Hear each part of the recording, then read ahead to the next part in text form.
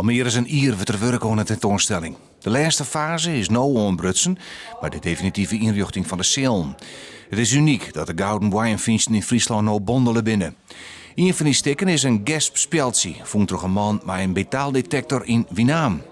Nou, we kennen de fibula uit Wijnaldum, dat is natuurlijk een groot en bekend sieraad, wat waarschijnlijk gedragen werd door een vrouw.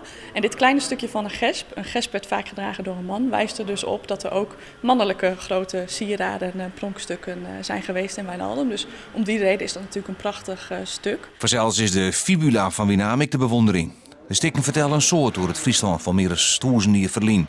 Een rieke provincie, dat ik zwutdragers wien, zatonen deze zvutknopjes. En dat zijn een soort piramidevormige knopjes, ook heel mooi versierd en ingelegd.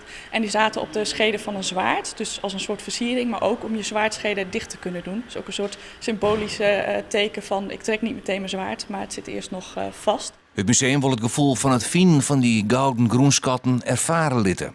Nou, het idee hierachter is dat je dus inderdaad in een soort donkere schatkamer binnenloopt en al dwalende door de zalen allerlei mooie schatten ontdekt en tegenkomt. Maar het idee dat medailles meer kanten hebben. Nou, in principe hebben we elk stuk een heel mooi plekje gegeven, maar er zijn een aantal wat grotere schatten, dus meer groepen.